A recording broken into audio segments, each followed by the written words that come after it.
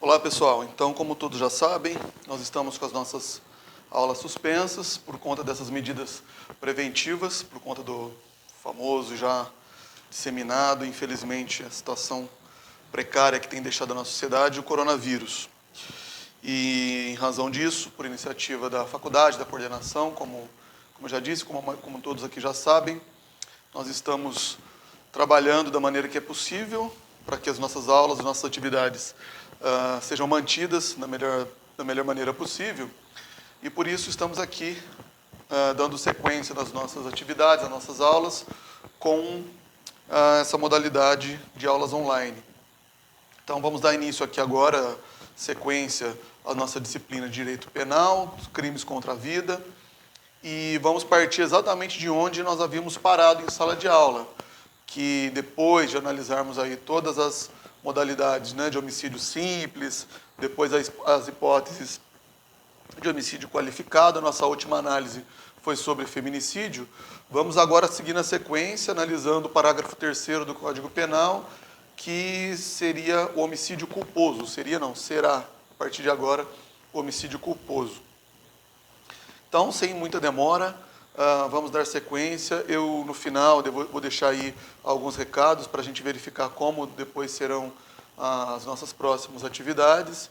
E, tendo qualquer dúvida ou qualquer questão, né, a ser levantada, basta nós entrarmos em contato, seja pela área do aluno, no nosso AVA, seja pelos canais ordinários que nós temos aí de comunicação.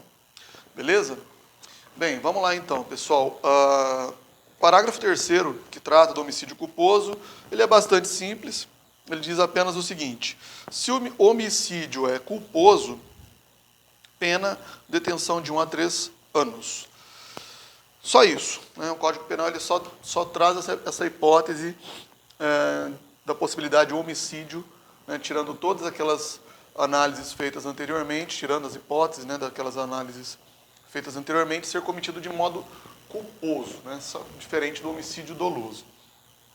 Bem, o que nós tínhamos visto antes? Isso aqui é apenas para nós recordarmos essas rápidas diferenças que nós temos em relação a um crime doloso e um crime culposo. O crime doloso, como nós sabemos, ele traz dois elementos que compõem o dolo, né? Que é o elemento volitivo e o elemento intelectivo, vontade e consciência, né? O homicídio doloso ele parte do pressuposto que o indivíduo ele quis o resultado, ele desejava aquele resultado.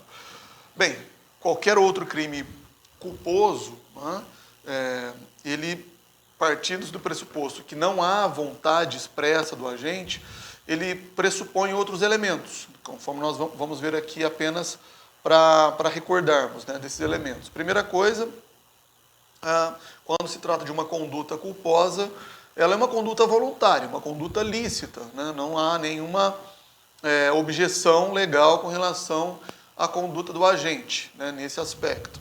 Então, parte de uma conduta voluntária, porém, que gera um resultado não desejado, não previsto, né, pelo agente. Então, nós vamos ver que tem todos esses elementos aí relacionados à culpa. E, além disso, para que se configurar um crime culposo, obviamente que o agente ele tem que agir de uma maneira em que ele deixa de observar, né, deixa de seguir um determinado cuidado objetivo, né, e a partir dessa inobservância é que, por aquelas modalidades clássicas de culpa, negligência, imprudência ou imperícia, é que ele causa, então, aquele resultado. Desde que, é importante ressaltar, não seja um resultado desejado pelo agente, não previsto, porém previsível, né, e que, obviamente, causa um resultado que deveria ou que poderia ser evitado pelo agente, que só não faz por negligência, imperícia ou imprudência. Mas é importante lembrar que, tratando-se de uma modalidade culposa, né, o Código Penal ele prevê uma pena bem inferior àquela prevista para as hipóteses de crime doloso, que nós já tínhamos visto anteriormente, né? Nesse caso, a pena é de meramente detenção de 1 a 3 anos. E é importante destacar isso porque, nesse caso, o homicídio ele passa a ser entendido como um crime de médio potencial ofensivo. Isso significa que, nos casos de homicídio culposo, é possível, é admissível a chamada suspensão condicional do processo que está previsto no artigo 89, artigo 89 da Lei dos Juizados Criminais. É importante essa informação, guardem ela, porque lá na frente nós vamos voltar em relação a isso. Bem, além disso, o Código Penal, relacionado, né, a essa hipótese de homicídio culposo, ele prevê algumas hipóteses também de aumento de pena. Eu vou ler rapidamente aqui, depois nós vamos explicar aí cada um deles, né? Vamos lá, diz assim: no homicídio culposo, a pena é aumentada de 1/3 se o crime resulta de inobservância de regra técnica ou de profissão, arte ou ofício, ou se o agente deixa de prestar imediato socorro à vítima, não procura diminuir as consequências do seu ato ou foge para evitar prisão em flagrante. Então, até aí, né, depois nós veremos que tem um outro desdobramento aí no parágrafo 4º em relação a causas de aumento, mas como nós estamos falando de homicídio culposo, vamos nos concentrar apenas nas hipóteses de aumento em caso de homicídio culposo. Então, vou repetir. Aqui, basicamente, nós temos quatro hipóteses, né, de causas de aumento quando se trata de homicídio culposo. Primeiro, inobservância de regra técnica ou profissão, de profissão, arte ou ofício, é a chamada negligência profissional. A hipótese em que o agente, uma vez ocorrido o resultado, ele deixa de prestar imediato socorro à vítima, a famosa omissão de socorro, ou não procura diminuir as consequências do seu comportamento, ou foge para evitar o flagrante. Então, são essas 4 hipóteses de aumento de pena em relação ao homicídio culposo. Aqui, pessoal, é importante algumas observações em relação, principalmente, à primeira hipótese, que é essa inobservância de regra técnica ou profissão. Porque a pergunta que poderia surgir é a seguinte: não se trata de um bis in idem aqui, né? Imaginem que nós estejamos falando aqui de um homicídio culposo causado por negligência médica, né? Ora, se já houve negligência do médico, né, isso já não estaria previsto na própria hipótese de homicídio culposo, sendo que, para que ocorra, né, um resultado de um crime culposo, já se imaginaria a ocorrência de uma negligência, né?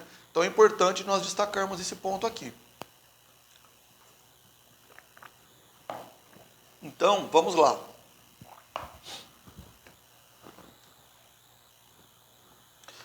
O que tem que ser diferenciado, na verdade, é o que vem a ser a negligência profissional, que é o que causa, né, essa hipótese de aumento, da imperícia, por si só, né? Uma coisa é o profissional ele possuir conhecimentos técnicos para atuar, né, na determinada área em que ele estiver ali trabalhando ou atuando. Uma coisa é ele ter esses conhecimentos e não observar esses conhecimentos, e outra coisa é ele não ter conhecimento nenhum, né? Então é aí que entra, como exemplo, nós poderíamos citar a chamada negligência médica. O médico ele está habilitado para atuar como médico, ou o enfermeiro está habilitado profissionalmente para atuar como enfermeiro. Só que, mesmo possuindo esse conhecimento, numa determinada situação, por exemplo, numa cirurgia, algumas das regras técnicas de que aquele profissional está ali habilitado deixam de ser observadas. Aquele caso, por exemplo, em que seria um absurdo, né, mas aquele caso em que um médico faz a cirurgia e esquece ali dentro do paciente, né, dentro do próprio paciente, dentro do organismo do paciente, uma luva cirúrgica, um instrumento que ele usou na cirurgia. Obviamente que os conhecimentos técnicos dele seriam suficientes para que ele não gerasse esse tipo de resultado. E a partir dessa conduta, ele acaba gerando um agravamento e provocando a morte. Outra coisa, uma outra hipótese, aí vamos imaginar um sujeito que não tem habilitação técnica nenhuma, por exemplo, para operar uma retroescavadeira. E operando essa retroescavadeira, esse indivíduo vai e, sem ter conhecimento técnico nenhum, atropela um determinado grupo de pessoas. Não estou falando de pessoas ou indivíduos que estão praticando determinado motim, ou seja, bandido miliciano. Não estou falando dessa hipótese que eventualmente poderia configurar aí uma legítima defesa ou não, né? Apenas uma situação hipotética, né? Nada relacionado com a nossa realidade. Mas imagine que um indivíduo operando lá uma determinada máquina, retroescavadeira, vai e, sem ter habilitação técnica para isso, acaba causando um acidente e matando uma determinada pessoa. Vejam que são situações completamente distintas, tá bom?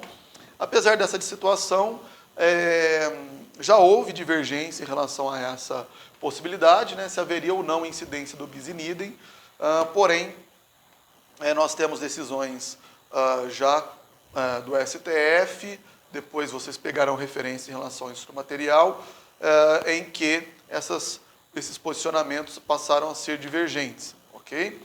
Então, depois nós observaremos isso também. A segunda hipótese que nós temos de causa de aumento no crime culposo é naquela situação em que o agente, após verificado o resultado morte, ele dolosamente deixa de socorrer a vítima, tá certo? Então, cuidado com isso, apenas para diferenciar esses momentos, para que não haja nenhum concurso com o crime específico de omissão de socorro que está previsto lá no artigo 135. Ok? É claro que pode acontecer, né, e isso pode ser uma dúvida aí de cada um, né, de vocês, na hipótese de mesmo que o agente, né, o autor do homicídio, não socorra a vítima, outras pessoas, terceiros, né, venham a socorrer a vítima. E nesse caso, claro, havendo o socorro da vítima, não vai haver a incidência da majorante, né? Então, nessa hipótese, não incide a majorante, certo? Muito bem. Como desdobramento também dessa causa de aumento, o próprio Código Penal prevê a hipótese de uma situação em que, mesmo que o agente não preste socorro à vítima, ele também não faça nenhum tipo de, ou não procure, né, fazer nenhum tipo de conduta que de alguma maneira reduza as consequências do seu ato, da sua conduta, né? Pode ser que o agente, por exemplo, diante de uma situação, né, por exemplo, de uma situação em que ele gerou a morte da vítima e passa a ser ameaçado por locais, ou por transeuntes, né, que eventualmente presenciaram aquela situação e tentem, por exemplo, partir para cima do agente e, para fugir do linchamento, o sujeito ele deixa a vítima e sai correndo, né? Mas, vejam só, nada impede que ele, por exemplo, pegue um telefone, ligue ou chame socorro para que depois a vítima, então, seja socorrida. Ele se afasta do local, mas assim mesmo ele toma medidas para evitar um mal maior para a vítima, né? Então, nesse caso também, ele estaria livre da majorante. Caso ele não faça nada, é que haverá a incidência da majorante. Por fim, a última hipótese de aumento nos casos de homicídio culposo seria a hipótese em que o agente foge para evitar o flagrante, né? Então, o que se diz aí é da existência de dois critérios, né? De duas situações que justificam esse aumento de pena. Primeiro, o sujeito que foge, ele estaria ali demonstrando uma falta de escrúpulos, né? Ou de cuidado mesmo, de preocupação pelo resultado da sua conduta. E também, ao fugir do flagrante, o que ele está criando, na verdade, é uma situação que dificulta a investigação, dificulta a apuração do crime. Então, nesse caso, é que se justifica o aumento da pena.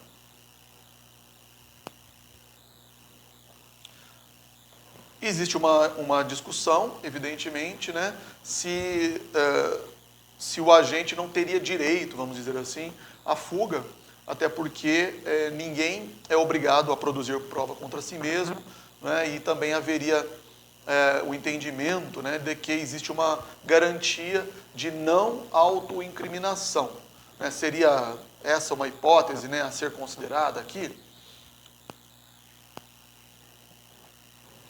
Então, essa discussão já chegou, inclusive, a ser formulada, já chegou até o STF, embora isso tenha ocorrido, né, no âmbito da análise dos crimes de trânsito, que é uma questão que eu vou deixar mais para o final.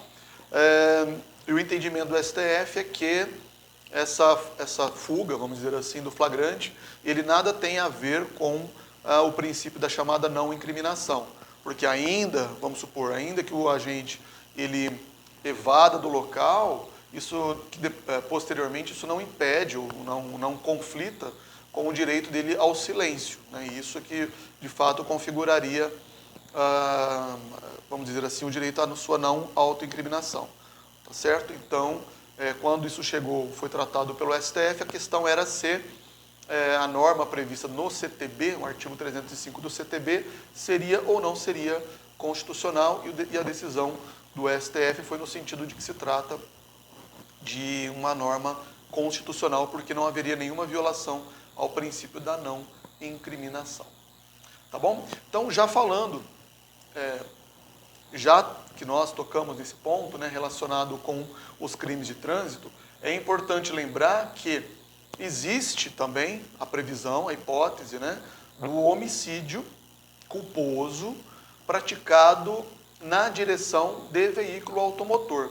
Esta é uma previsão contida no artigo 302 do Código de Trânsito Brasileiro, e é importante destacar que uma coisa não se confunde com a outra. Uma coisa é o homicídio culposo previsto no Código Penal.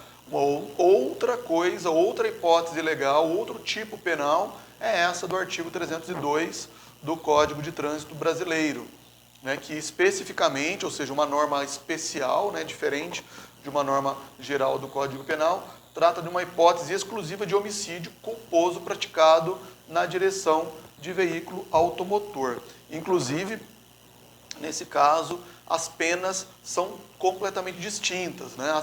A pena prevista para o crime de homicídio culposo praticado prevista no Código de Trânsito Brasileiro é ligeiramente maior. Inclusive, a pena mínima do homicídio culposo do Código de Trânsito Brasileiro é de 2 anos. E isso impossibilita aquela hipótese que eu falei anteriormente de suspensão condicional do processo. Então, essa diferença é importante, tá? O homicídio culposo no Código Penal, ele possibilita a suspensão condicional do processo, ao passo que o homicídio culposo praticado na direção de veículo automotor não possibilita, não permite a suspensão condicional do processo, aquela prevista no artigo 89 da Lei dos Juizados Especiais. Tá bom? Sobre o homicídio culposo, seriam então essas as informações que nós teríamos para passar aqui, tá bom? Bem, o mesmo parágrafo 4º que prevê essas hipóteses de causa de aumento em caso de homicídio culposo, ele também traz algumas hipóteses de aumento, né, de majorantes, no caso de homicídio doloso. Então diz aqui, ó, é no mesmo parágrafo, tá, pessoal? Só que é na segunda parte do parágrafo 4º. Diz que, sendo doloso o homicídio,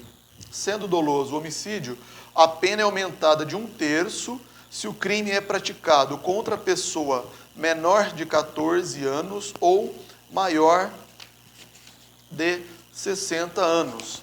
Então, é a hipótese em que a causa de aumento ou a majorante é determinada em razão das condições da vítima ou circunstâncias específicas relacionadas com a vítima. Ou seja, ser menor de 14 anos ou maior de 60 anos. Então é só isso, basta observar, né, essa informação, vamos dizer assim, bastante objetiva. Se a vítima é menor de 14 e maior de 60 anos, em caso de homicídio doloso, há esse aumento de 1/3, de um terço, né, especificamente de 1/3 na pena. Muito bem. Na sequência, ainda tratando das hipóteses de homicídio, e nesse caso especificamente homicídio culposo, nós temos a hipótese do chamado perdão judicial. O que diz essa hipótese chamada de perdão judicial? Na hipótese de homicídio culposo, o juiz poderá deixar de aplicar a pena se as consequências da infração atingirem o próprio agente de forma tão grave que a sanção penal se torna desnecessária. Então, preste atenção aqui, são aquelas hipóteses que o próprio resultado, né, como está sendo dito aqui, em que as consequências da conduta do agente, elas são tão graves, tão absurdas, né, que por uma questão de política criminal, o legislador resolveu aqui dar essa possibilidade de que seja efetivada a chamada extinção da punibilidade do agente. Né, se nós voltarmos, né, lá atrás, nas hipóteses previstas no artigo 107 do Código Penal, mais especificamente o inciso 9º, uma das hipóteses de extinção da punibilidade é justamente o perdão judicial. Porque o próprio legislador considera que o resultado da própria conduta do agente, lembrando, né, que é uma conduta voluntária, não desejada, não querida, embora previsível, né, aquela situação em que, em razão, né, da gravidade do resultado, o legislador dispensará qualquer tipo de pena, porque ele já considera que o próprio resultado já seria uma pena extremamente grave para o agente.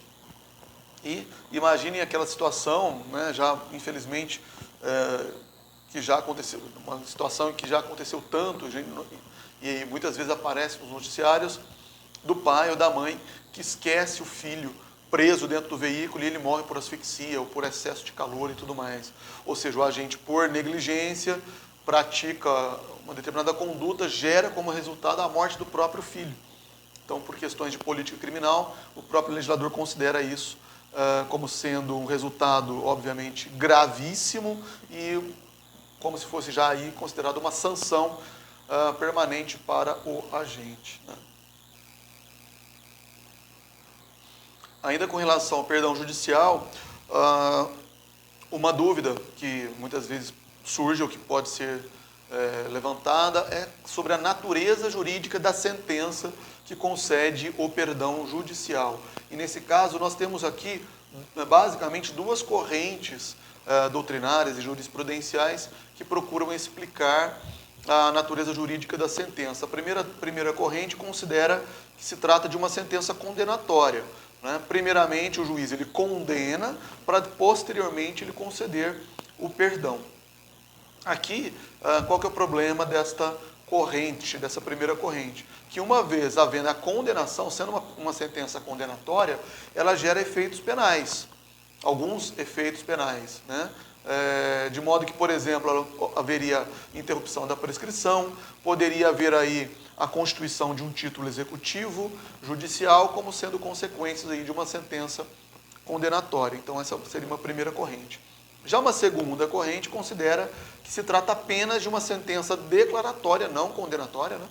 Uma sentença declaratória de extinção da punibilidade, uma sentença declaratória extintiva da punibilidade, ou seja, não há nenhum tipo de condenação, não há nenhum tipo de efeito colateral, vamos dizer assim, de natureza penal, porque a finalidade dessa sentença é apenas declarar a extinção da punibilidade, ou seja, não resta nenhum efeito de natureza penal, extrapenal e nada do tipo. Não há interrupção da prescrição, não existe constituição de título executivo judicial, tá bom? Então, dessas duas correntes prevalece essa segunda corrente, inclusive é uma súmula do STJ, depois vocês anotem aí para dar uma estudada, súmula número 18, que diz que a sentença concessiva do perdão judicial é declaratória da extinção da punibilidade, não subsistindo qualquer efeito condenatório.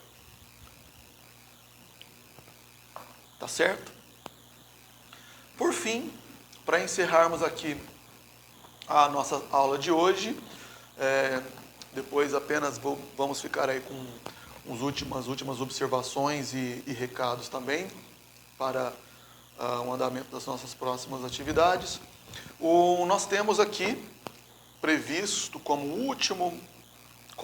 última hipótese de causa de aumento relacionada aqui ao crime de homicídio, a previsão do parágrafo 6º, que diz: a pena é aumentada de 1/3 até a metade se o crime for praticado por milícia privada sob o pretexto de prestação de serviço de segurança ou por grupo de extermínio. Essa modificação, então, ela foi introduzida no Código Penal pela Lei 12.720 de 2012 e que considera, então, essa hipótese, né, de majorante e aqui independentemente de se tratar de crime, né, de homicídio doloso, simples, privilegiado ou qualificado.